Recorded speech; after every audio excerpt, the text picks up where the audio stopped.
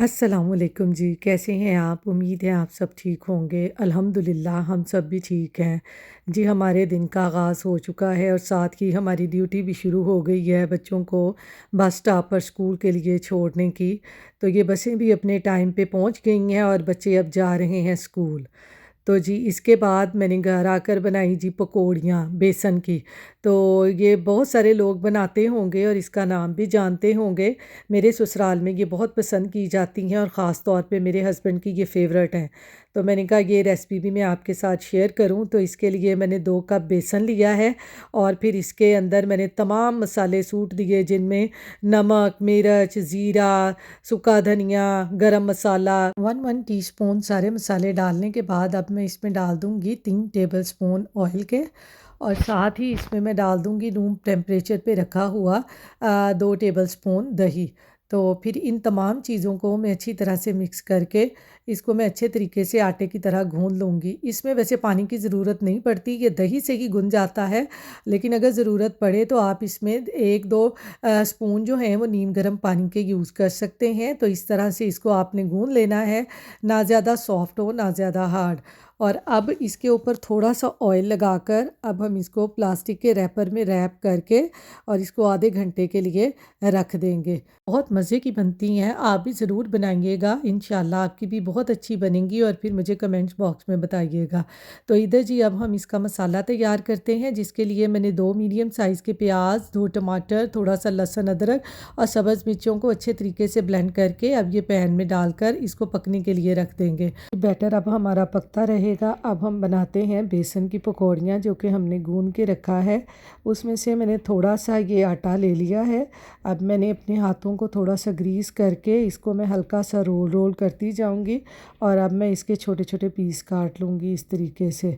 और फिर मैं एक छोटा सा पीस लूँगी और इसको हल्के हाथों से मैं इस तरीके से रोल करती जाऊंगी और इसको मैंने एक लंबी सी डोरी की तरह रोल कर लेना है। इस तरीके से ये देखें कितनी पतली सी, इतना पतला आपने रखना है।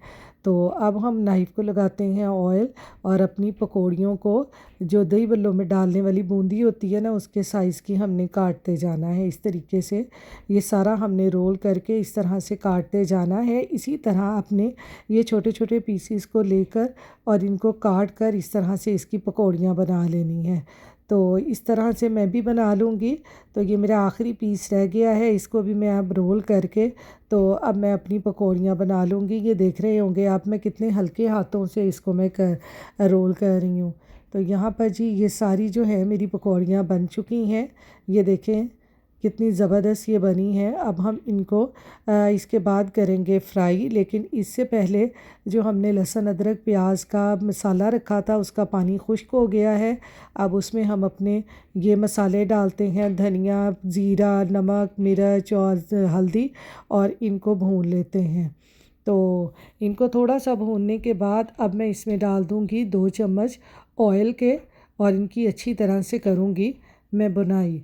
बुनाई करने के बाद मैंने इसमें डाल दिया था 2-3 टेबलस्पून दही के, जो कि मेरा स्किप हो गया है। तो आप भी इसमें 2-3 टेबलस्पून दही के शामिल कर लें और इसको भून लें। तो मसाला जी मेरा भुन गया है। अब हम करते हैं अपनी पकौड़ियाँ फ्राई। तो ये मैंने ऑयल रख दिया है चूल्हे पर। तो ये देखेंगे ऑयल गर्म हो गया है। अब हम इसमें अपनी ये सारी पकौड़ियाँ डाल देते हैं। तो ये मैं सारी ही डाल दूँगी। ये मत समझें कि ये इसमें ये चिपकी हुई हैं, जब ये गरम ऑयल में जाएंगी तो ये सारी अलग-अलग से हो जाएंगी, इनका कोई इशू नहीं है। तो यहाँ पर ये देखेंगे कितनी ज़बरदस्त फ्राई हो गई हैं, लाइट ब्राउन सा कलर इनका आ गया है। अब हम इनको निकाल लेते हैं, मैं आपको दिखाती हूँ। ये देखें कितनी ज़बरदस्त बनी है। अब हम इनको मसाले में डालते हैं। तो यहाँ पे मैंने ये जो मसाला भुना था देखें ये कितना ज़बरदस्त भुन गया है। अब हम इसमें अपनी ये सारी पकौड़ियाँ डाल देते हैं। इस तरह से पकौड़ियों को भी 2-3 मिनट भूनने के बाद अब हम इसमें डाल देंगे 1 बाउल भर के नीम गर्म पानी का और फिर हम इनको पकने के लिए छोड़ देंगे तब तक जब तक ये पकौड़ियाँ गल जाएं और पानी सारा खुश्क हो जाए। तो यहाँ पे ये देखें जी पकौड़ियों ने पकना शुरू कर दिया है। अब मैं इसको मज़ीद 5-10 मिनट के लिए पकाऊंगी और फिर ये तैयार हो जाएंगी। तो इधर जी हमारी ये पकौड़ियाँ बिल्कुल पक के तैयार हो गई हैं। अब हम इनमें डालते हैं गरम मसाला और साथ ही डाल देते हैं धनिया। तो धनिया डालने के बाद मैं इसको थोड़ी देर के लिए कवर करके रखूँगी ताकि इसमें मसाला और जो धनिया है उसकी स्मेल अच्छे तरीके से आ जाए। और यहाँ पर ये बिल्कुल तैयार हो गई हैं। अब हम इनको करते हैं डिश आउट। आपको इनकी कलर से ही पता लग रहा होगा कि ये बहुत मज़े की बनी है। तो जी रोटी के साथ, नान के साथ ये बहुत मज़े की लगती हैं। आप ज़रूर बनाएं।